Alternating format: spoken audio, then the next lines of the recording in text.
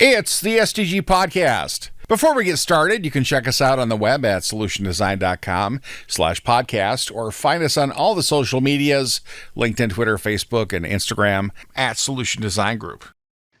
Afternoon, podcasters. Welcome to the podcast. We're here with special guest today, Sean Imholt. Podcasters, the rest of you, do you want to introduce yourselves and say hi? Hi, I'm Elsta Hura. Hey, I'm Chad Jetner. I'm Peter Lawrence, sort of filling in for Kyle because he's not here today. And Sean is taking his place admirably. And today we're going to talk about, what are we talking about?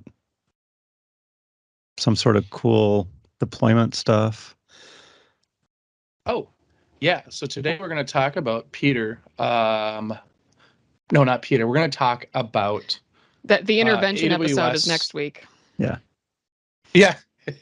Don't So- miss it. So, We're going to talk about AWS deployment strategies and the evolution of all of that, right? Like, not necessarily the code and how we code and all of that, but like, how do you get it out there, and how do you automate that? How do you maintain it? The whole ecosystem around that. cool. So Does that sound right? That sounds great. Should we start at sort of the beginning of cloud and what people were doing back then? Like, I don't even know, like with S3 and EC2, were you just copying stuff out there? Sean, do you remember? It was some time ago now, right? Yeah. But it was, just the cloud just changed so much from what we do as far as engineers building things, and like anything new, first thing is you just start to poke at it, a little bit. So, Right. my first introduction to clients in the cloud is that we would just log into the console and create something, to try it out. That was just so new and innovative and scary, right? That, an engineer, just somebody could just create, the resources, that they needed to solve their problem. But obviously that doesn't scale, very much or at all. Right. Check a box, get a server, but check a box 100 times, it starts to get a little bit problematic, doesn't it? Mm-hmm. Yeah, and then the scariness of the scale of the cloud, also comes into play in some unfortunate stories for some businesses where they just allowed free reign across the cloud and people to do what they want, and then all of a sudden the reality of an OpEx model comes into play and they get some huge bills from their engineering teams. What's going on here? We're not selling any more stuff. We just happen to be paying a lot more money. Right. Yeah. So that, kind of got into the advent of, some controls, and cloud specific teams, and then they started to solve their problems, just like they have, with any other things, by adding some automation around it, which brought in, the advent of all these different tools, in AWS, you have things like CloudFormation templates, and, obviously in the open source domain, you have Terraform, so now you have, these tools that allow you to script and automate and manage your cloud infrastructure, and now you have, kind of, it's around the same time when DevOps kind of became a thing, and the throwing the things over the wall, where I need a I need a server. Okay, well, it's going to be 3 months from now. Like, all those things just became so obviously wrong now that you see the way that things can be done in a cloud environment. It really just changed everything. It's really changed things, hasn't it? Chad, have you ever thrown anything over the wall and sort of said, make that happen? Well, I mean, there was a time where I was the guy that would throw and catch said request. So, and we were early-ish. One of the one of the smaller joints that I worked at, over a decade ago. Gosh, yeah, it feels weird to say that, but we had all the problems that Sean's talking about, right? Like, all right, we've got these cool, like we have the ability now. We need instances. We need servers. How do we provision servers? Well, for smaller folks, it's you find a hosting service, somebody with racks locally. Before AWS was a thing, you're like, all right, we got to find somebody with racks, or somebody like Rackspace. We got to talk to them. It's a process. It was a huge process. And then the cloud came along, and all of a sudden, like, oh, actually, I don't. I just have to push this button, and now I have it. But then we had different problems, right? Like, okay, so got an instance out there. We've got code here. We want to deploy it out there. We need a process for that, right? And what I did early on is I just modeled it after any other like on-prem deployment process, right? It wasn't really hooked into CI. There was kludges to get it hooked into your CI/CD pipeline. There was kludges to get, you had to do everything yourself manually, right? So you built it under your desk on a special computer, and then you copied it out to the cloud. Is that what we're talking about, or was it a little bit more formal than that? It was a little bit more formal, right? But like we had our Jenkins instance. I'm a Java guy, right? So Jenkins goes through the pipeline, it spits out a thing, but Jenkins was local, and then Jenkins was in the office, and then the cloud's over somewhere up there, I guess. And that it's always up. We have to have a way to repeatedly deploy something somewhere. Absolutely. And so my early process was really just like you would treat any other Unix, Linux server, right? But this one happens to be out there, and the controls are a little looser, and it's just easier to provision. That was V1, that was V1.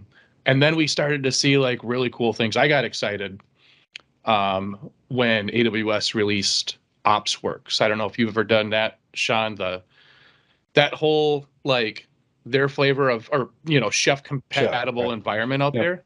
Yeah, that was a godsend, right? Because it made so much of everything out there so much simpler for us. And we had been doing a little bit of that stuff prior to that. So when they threw that out there, that was like magic. Big change. So what was the thing that made your life so much easier? Was it having that centralized interface? Was it having more code-based testable components? What was? Yeah. So like with OpsWorks, one, it was chef compatible, but then Amazon actually added a bunch of functionality under the covers that I don't think was directly from Chef, right? So like you'd set up an instance, or you'd set up a type of, I forget what the heck they called it, but you set up a type of thing, and you're like, here's my instance, spin up 2 EC2 instances underneath this. You could set up some auto scaling rules right in the UI. So like you didn't have to worry about performance. You could set up some barriers. So like you wouldn't get super famous overnight and all of a sudden have a $1 trillion AWS bill at the end of the day. There are rate limiters to some of this stuff.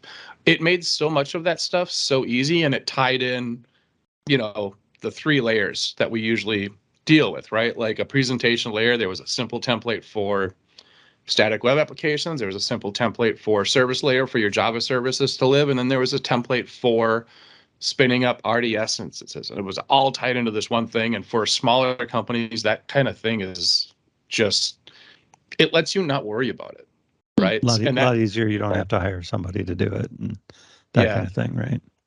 Yeah. And the thing that makes me jealous of these Amazon folks is like they evolved from, here's an EC2 instance, here's an S3 bucket, and here's a couple of little services. They went from that to here's OpsWorks, and then here's CloudFormation, and here's all this other stuff. Like they went like that, right? So the their cadence, the cadence at which they put out new services is kind of amazing and really cool. And it feels fast. It is. Yeah. And it's hard to keep up with. Yeah, just that echo what you're saying a little bit there, Chad, about, I think that the ease of use and like how they made that easy for your team to work, is really one of the biggest things about the cloud, adding all these services on top of these other services. It's one thing to say, okay, our team is going to use Chef. Okay, well, now that means a whole other things need to happen in order for our team to effectively use Chef to manage our fleet of services, right? And they gave you a service that did all that for you, right? So now it takes, Yeah. okay, if we're going to use Chef, you can be in business doing stuff, in a couple of weeks without having to go through all this process and all that. So it's just such a game changer. A lot easier. Yeah. Elle, how about for you in the sort of the data realm of things? Have you felt the benefits of cloud and Yeah, for scripted sure. deployments and things? Yeah, and I would say it varies pretty heavily from, company to company and sort of where they're at on their cloud and deployment maturity journey. But yeah, just the idea that we're not restricted to having a single test database now. Like, look, we can have a Docker container with our stored image of here's our generic test database that you can spin up locally. You can break as much as you want to, and that's nice. not going to throw everyone else on your team's development out of whack. That kind of separability is enormous. Add to that just the ability to with just the advancement in ARM templating and just that CI/CD or infrastructure as code makes, I think, a lot of people that I work with feel like they can sleep more soundly when there are deployments, because you Sure. have an ability to test out the deployment and manage it a little more soundly than, well, let's hope that Reggie over there remembers to check the box after he, and set the ownership of the stored procedure back to, Right. It's just, it has simplified a lot of tasks that don't bring value. And I think that's something that whenever you start getting involved in cloud, you hear a lot about, okay, we need to get you closer to the business value and get some of these maintenance tasks out of your hands. And that's exactly what this type of advancement in these services offer. It's funny when you mention those things. It's going back to sort of only having limited numbers of databases or limited numbers of resources, that as a developer, you're like, well, can't I have another one? Or why do we all have to work in the same single behemoth database? And why can't we spin up another one? Oh, well, we can't because of reasons. And those reasons have certainly gone away. And I do remember the database scripting deployments and checkboxes, and well, who missed this checkbox that we happened to check all the way in dev and happened to check all the way in QA, but of course in production we missed that one. Those are always fun things.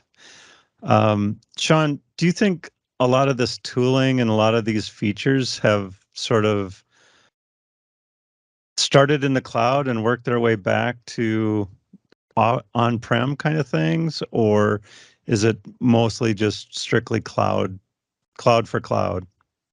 No, I really, think that just that it changed everybody's mindset so drastically. The onset of the cloud and just, resources on demand, that it really changed everyone's expectations from an engineering perspective. And, that is what people want. And, especially maybe the younger generation, like we remember a time, when it took days to get a virtual machine, like that. The expectation is the opposite now. And the expectation is that, cup of coffee and I should have, Right. a server waiting for me. And it doesn't necessarily need to be in a cloud, either. Like Kubernetes is an example of, a service that seeks to provide, an abstraction layer, over compute resources. That's pretty much what the cloud is doing for you, just providing a whole various level of services that provide abstractions for you. Right. So it's really changed everything. Those are big steps too, from the, we'll call them the good old days for those of us that remember the good old days, and how happy we are that we don't have to have those days or those nights or those weekends anymore, and things are more repeatable. But I think that's why it's helpful that we had sort of a quick little summary of, okay, here's where we came from, because as much as we might talk about, okay, it went from horrible to awesome and it was a linear path, it's worth calling out that there is this balance between all of a sudden, if it doesn't take 6 months to rack and stack your application server, that is you're opening up so many other things that you all of a sudden need to worry about. So Chad, I like your example of, if we become famous overnight and we have the ability to scale unlimitedly, can we afford that? And that's just something that we haven't had to worry about in the past. So there's this balance between, okay, now that some of the training wheels are off, how fast do we really want to go? How fast can we go? Which roads can we go on? Things like that. That's a good point. I do think to that is, it's also for hobbyist developers, right?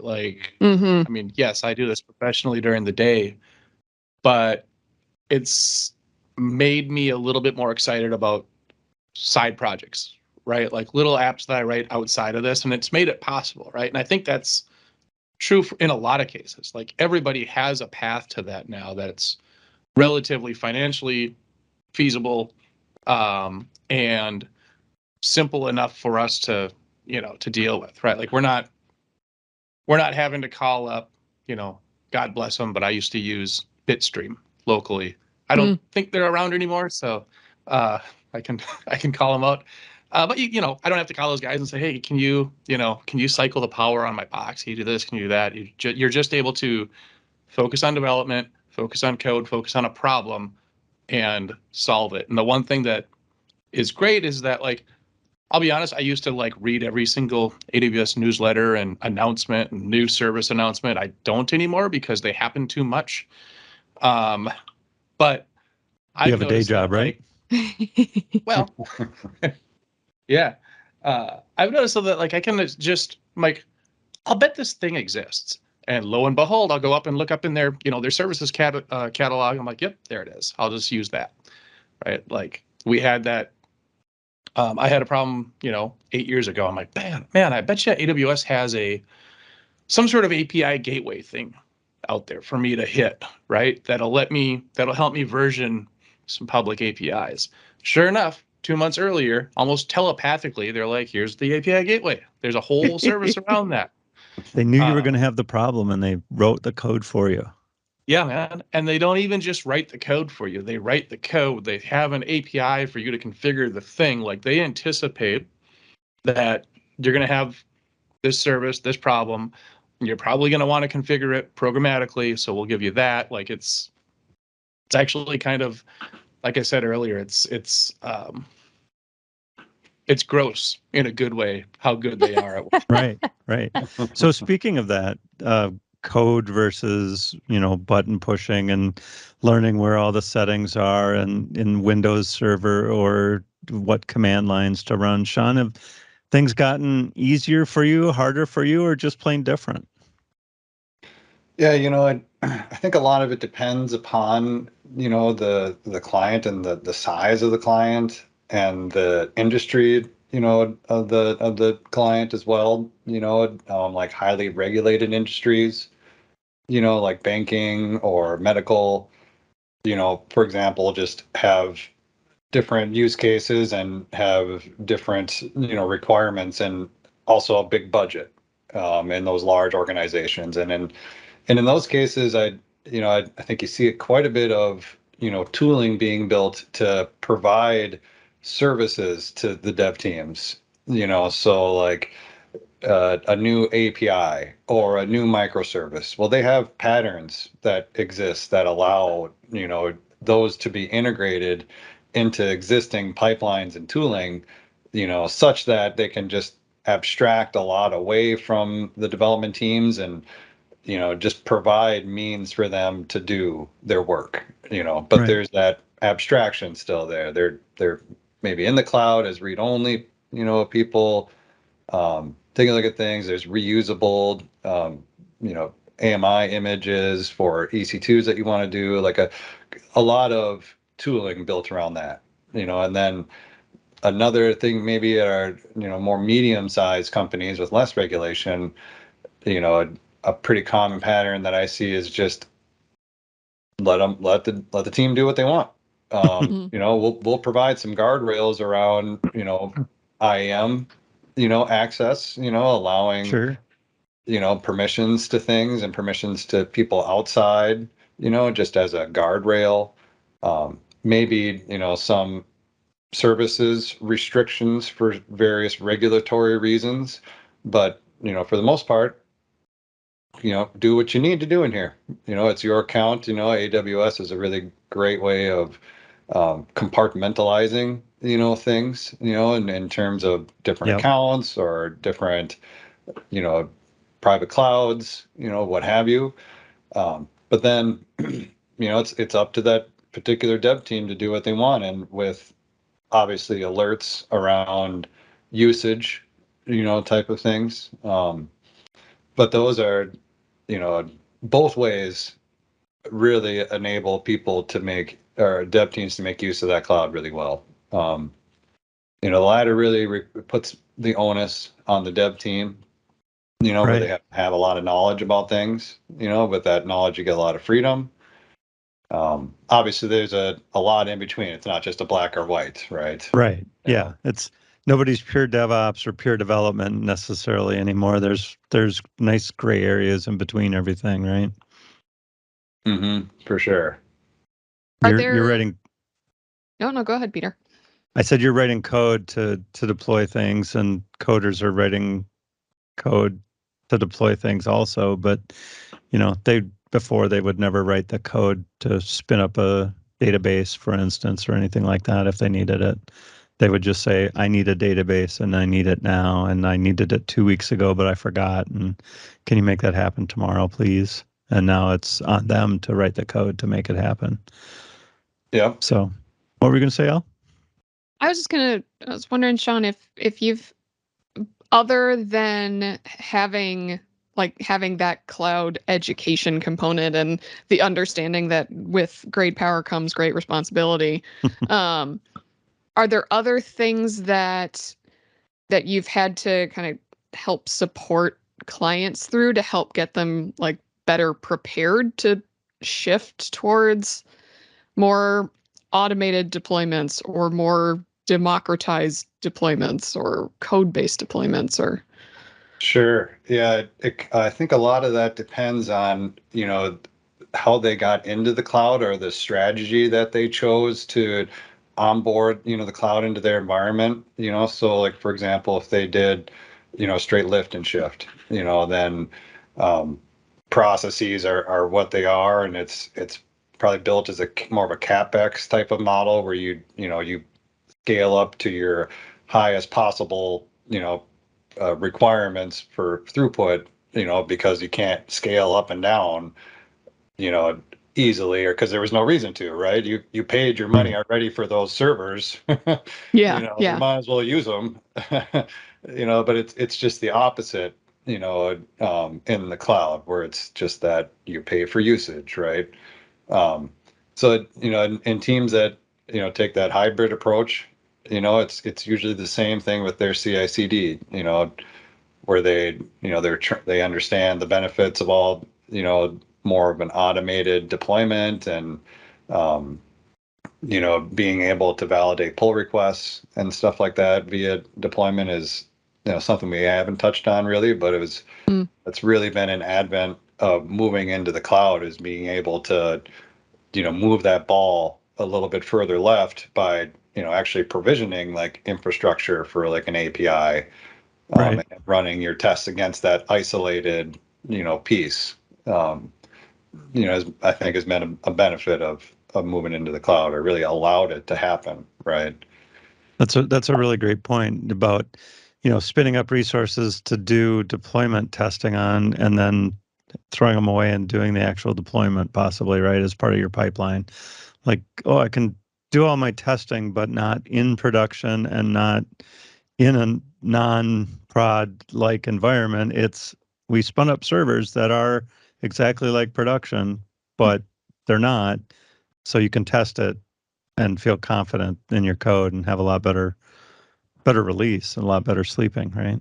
Right. Yeah. And you'd see that at the large companies with the large budgets to create this kind of tooling and manage it, but now, you can see it everywhere, right? It's just a couple more buttons, or just a couple steps in your pipeline, but it's all able to do it, just API calls.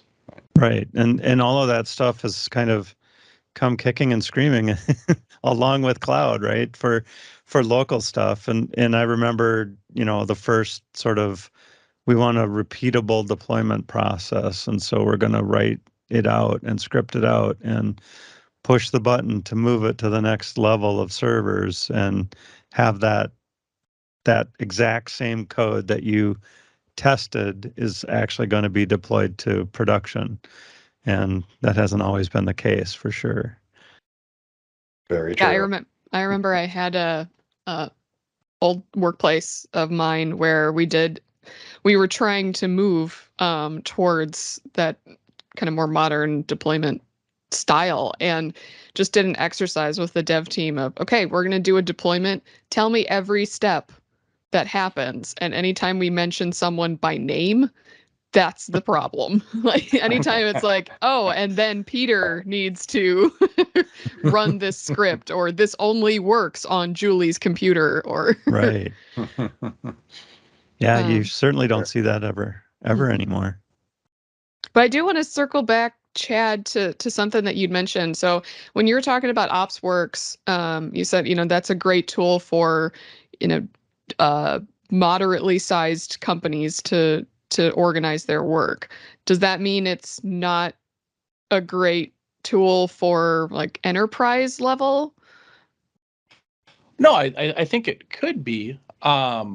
It was just the right tool for the size of company I was at the time, right? Like, it's a perfect tool for a company that has, you know, maybe one developer that also is your DevOps guy that is also, doing three other things, right? So startups, like, it's a great tool.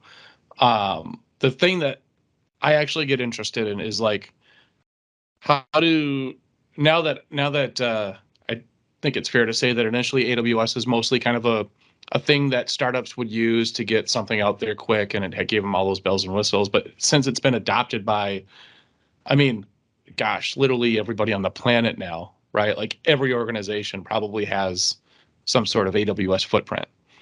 The interesting thing for me is seeing how those folks solved that exact same problem, but at a much larger scale, right? So, and I've seen just a handful of examples of that, right? Like I was still in that small to medium sized world, even just a few years ago. So the evolution of the cloud happened for me while I was in a small business, and now coming out of that and seeing it at, some of the largest companies on the planet.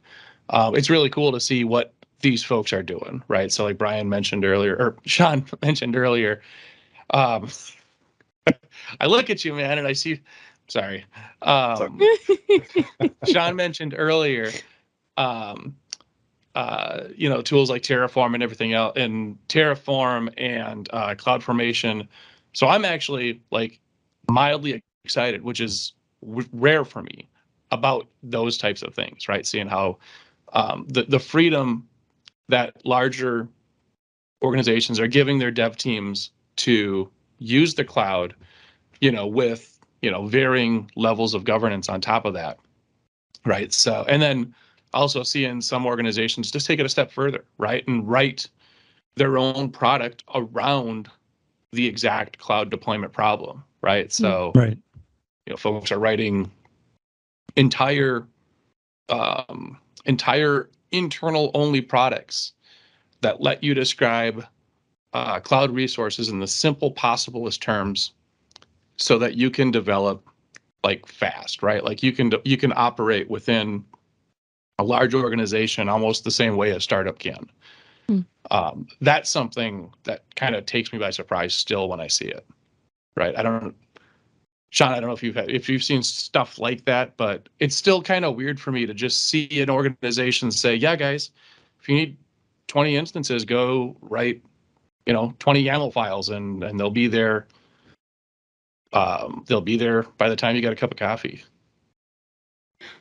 Right. Yeah, that's been a big, game changer, like you mentioned, especially for the smaller, even the medium-sized companies, but certainly startups, where it just, removes a barrier so much for people and is like a big on empowerment, like they talk about not Twitter, but Instagram, when it first started, the number of users that developers supported, was just outrageous, Yeah. and it enables, a smaller number of people to, produce enterprise, capable of supporting enterprise level throughput systems, with very little effort, so just, Mhm. I mean, that's just mind blowing, to, 20 years ago, 15 years ago, that just a small dev team, could support, into the millions, hundreds of millions of users. Right. And No. I mean, taking a look back at some of these other companies that have grown from a garage startup, right? And what does a garage startup even look like anymore? There's nothing in your garage that you would it would Right. just be it's A more in the GitLab cloud now. account. Right. Yeah. Like A safe really with that some- there's no garage startup anymore. We don't have to build or tape together or glue together or whatever other kind of things some of the companies did for making servers that performed at the level that they needed with hardware that wasn't built to do that at all. And now we have, the cloud that scales right up, and you wonder what the next garage project is going to take off and start on the cloud. Yeah, but even outside of the garage projects and the startup stuff, like seeing large corporations adopt it and give their people access to these resources the same way that they'd give you, the same way that you would do in a startup company. That's the thing that, that's the cultural shift for me that seems I did not expect, right? Like, It's pretty eye-opening, right? Like you don't have to go through forms and fill out paperwork and stuff like that anymore. There's no TPS report. There's just a GitHub account that you do a pull request against, and Yahtzee, you're all set to go. And there's no old bearded guy that you got to convince. You got to present your business problem to, like, hey man, I need a server for this and blah blah blah. No, you just do it. You just go. Like it just lets people step on the throttle and go fast. Like I never, if you would have asked me 15 years ago if that would have been a thing, I was like, no. There's always going to be that guy, right? Somewhere, a gatekeeper that prevents, in a lot of, yeah, yeah, in a lot of cases, right? Like with, with good reason, or maybe, he's had bad girlfriends or something, and he's like, you know what? I'm not going to let that same thing happen again. Bad projects. My last girlfriend wouldn't stop spinning up EC2 instances. Exactly. Yeah, that is not this time. That is the that. So I mean, the technology is amazing. The tech stacks are great. The ability to develop quickly is great. The fact that massive corporations are allowing us to do that within their walls is even more insane to me. Right? It's fun. It's groundbreaking, right? Yeah. Yeah, absolutely. And actually, like team interaction and stuff like that has gotten a little bit different too, right? Like microservices and you don't have a team that goes off and builds nothing but APIs, and you can only use their APIs, and you can only talk they can only talk to the database through the database APIs, and the database team has a special control for that, and it's just a whole lot more freeing right now, Mhm. I think, for sure. Um, any big enterprise gotcha that we've seen out there? Anything, or has it just been sort of magical? I know we've talked around the fact that there are stories out on the big I internet that says somebody spun up 20 EC2 instances on a Friday afternoon, went away for and they weren't the small EC2 instances, but the giganto EC2 instances, and they went away for the weekend, and they came back on Monday, and they took a deep breath and said maybe we should have not have done that. And there's a lot more controls being put in place for that, right, Sean? Like there are some tracking and some CloudWatch and things like that. Right. Yeah. Yep. And a lot of it is just proactive monitoring, and then restricting, things appropriately. Uh, there's all sort of volume restrictions you can put on there, and but in the traditional AWS model, where everything is a building block, it's up to an organization would have to enforce those things, and usually they're post an incident happening when that kind of effort gets applied, right? As we talked about a couple weeks ago, that's how all the rules are written, is post-incident. Not For sure. Most of them aren't pre-incident. Yeah, and as far as like from an enterprise perspective goes, well, I'd say that most everybody, as far as a company perspective goes, is in the cloud maybe in 2022. Certainly not all their workloads are in the cloud in 2022, and there's still migration that are going and ongoing, will be ongoing for quite some time, and that can have lots of pitfalls, when trying to go through, different strategies, and the data gets in the way, so many times, but, moving compute, and API endpoints to AWS and not moving the data, um, you know, can be very troublesome from a user experience. It's just a pitfall I happen to remember at a company, and bring up in terms of transition. But there's all sorts of wrinkles, like that, and companies, how they're moving to the cloud and the rate they're moving to the cloud, and um, you know, so that old guy with the beard is still out there saying no, Chad. I know. Well, we're But we're slowly becoming that guy, I think. I was gonna Right, say, yeah. Chad, you've already got the beard. We're getting Right. closer and closer. Yeah. Yeah. The the interactivity between cloud and on-prem is a whole other discussion, right? Like but it's one that the AWS folks have already, I mean, they make that they've enabled that like a decade ago, I think, where they're, well, maybe not a decade. I forget when that all started. The cloud on-prem, the VPC, Yeah. shoot, what the heck am I thinking There's of? lots of gateways The and things on-prem like that. gateway. Yeah. On-prem Yeah. gateways that allow the That's it. buffering and caching and Yep. And the networks can be linked. Yeah. All that Yeah. is possible, and but is a different animal, um, than running everything within the AWS backbone, network, for example. right. But So for those people who might not know, why is that a totally different animal? well, it's just well, they claim it as being a link between your VPC and their private network. There's certainly hops, and translations that need to occur for packets to be routed appropriately inside of there.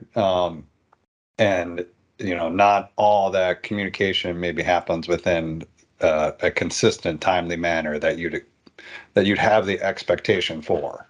Hmm. So When, if I wrote my application expecting a turnaround time of a second or less, and maybe it takes 2 seconds now or longer because of the way that it's set up, Mhm. I might time out, or I might throw an Right. error, and Yeah. that's fun to track down. Sure. Yeah. Or provide a bad user experience. Now, I mean, that's 1 second to 2 seconds is like a lifetime change nowadays, right? And people's expectation when browsing, their UI. So Yeah, Oh. it's shocking we made the internet too good, because now people expect it to be that way. Yeah. Standards are No. too high. That's right. yeah. I mean, But yeah, go ahead. you'd mentioned, Peter, it's hard to track things down. So we've talked a little bit about how it's really nice to have more modern deployment strategies. But with that, has anything changed in order to facilitate debugging? Like, Boy, if there's you a know, problem in prod, like I don't have root access. I think Chad, you mentioned that a couple days ago. Like, now Well, what? this is, yeah, root access means something almost completely different now, right? Like, when Sure. I'm an old Unix guy from the 90s, and what root access means today in the console in AWS is like, oh, I got admin privileges on the console, right? Like, I'm not restricted by IAM permissions anywhere, and that's great. But also, to L's problem, it's really cool to see like the rest of the tool chain evolve with the cloud, right? Like, your example is, well, I need root access, I need to read a log, I need to do this. Well, now we've got an entire suite of applications specifically around that stuff, right? AWS has their CloudWatch logs stuff that's pretty cool. Datadog, Elk Stack stuff, like all that stuff is out there now. And it just, AWS kind of pushes, they're like, hey, we're going to do this thing, catch up, right? Like get here. well, Nobody's really, go ahead, Peter. I was thinking the same thing a long time, partway in the conversation. I was like, we've had this logging conversation before and talking about logging and things like that. And as simple as it is, a lot of the tooling that has to keep track of how much time your server spends in a little, microservice, the tooling that was built for that also, by the way, helps you do amazing logging that you can keep track of everything, and it gathers it all into one place. And then we had to make it really searchable so that we could make our billing better. But a side effect of that is it's really searchable and you can find your problems a lot easier, right? All those tools kind of build upon each other in maybe surprising ways. I never expected that logging would be so easy these days compared to, some of the times where you did have to ask for access to the server, to the log folder, so I could browse through who knows what day it happened on. I think it was a Tuesday, but I'm not sure. And well, there's that file, and I'll open it in this log file reading software that parses it out and does things like that. So those days have long gone. Did you say log file reading software? Yeah, there was something that took Microsoft IIS logs and made it prettier. I don't remember what it was, but because I'm old and I forget these things. Yeah, this is where you and I still use sed, awk, grep, command line stuff if I need to, if I ever need to be on a box. But that used to be, we used to call that almost an anti-pattern at the last company where I had the control to like set up everything. It's like, hey, if you need to log on the box, like that's like L's, you have Peter do this task. Like if you need Right. to do, if there's a thing that you need to log in to do, automate it, right? Every single time. I'm trying to think of other anti-patterns with all this stuff. And I think one of the biggest ones is organizations that just don't allow folks to do, to have the freedom to spin up instances, to actually explore the catalog of services, right? Like that's I'm not looking forward to not having that again if I end up somewhere like that.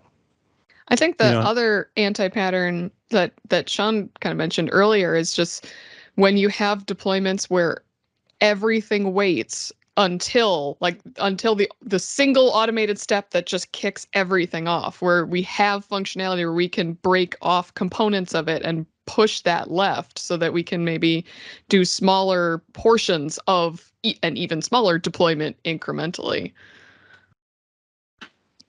Mhm. Yep, that's a big deal. And to make a comment on the logs discussion, earlier, like it was a necessity as the mother mentioned, and when we start to have more than one server that's serving these requests out, it gets more inefficient, to have to go singularly out to places, and an aggregator just became necessary. And then we started to destroy these all the time, and then an aggregator became an absolute necessity, right? Because it's gone. I don't know what happened yesterday. Well, that's usually not an okay answer at an enterprise organization, right? Well, Or it's even a gone. medium-sized what's your business. problem? Yeah. Yeah. And you don't even think about it in the cloud anymore, right? You don't even think that I won't have a log for this. It's more like, oh, I guess I can go look at the logs for that right now because it exists, because it's always logged. The only thing that frustrates me with some of those tools is, like I said, I like grep, I like sed, I like awk, I like all my old, even cat. So you need a plugin to like mirror Yes. that experience just on top of. I wish that's exactly where I was going with it. I hate learning somebody's specialized, I mean, God bless them for doing it, right? But, using Datadog, having to figure out, okay, they take this as a service, they take it as this, so I got to put this and this and this, and I use your little query language in the thing to get the log or the statement that I'm looking for. Oh, I'm just not that's where I get grumpy again, right? Like, we have perfect command line tools. They exist. Just implement them out there. Or we have Great. SQL. They keep trying to replace it with something every couple of years. Like, no, doesn't. Just leave it be. Yeah. It's elegant. It's lovely. It's beautiful. It works. Yeah. Yeah, We're all fix it. talking about But- 50-year-old things right now. But, Yeah. SQL and command line both are ancient times and have all gotten better. So, Elle, any parting thoughts for us today? Not for me. I want to put that onto Sean. He's the one who's Sean, you want to start us off? our expert. Sure. A good discussion. All great points. I just the cloud enables everything that you can possibly want to do from an engineering perspective and to solve problems. And I'm excited to see, when all this, every deployment is just abstracted from us, and the machines do all the plumbing and hard work, and we can focus in on our higher level problems. We got job security for quite some time, I think, still though. Absolutely. Chad, do you want to take a shot?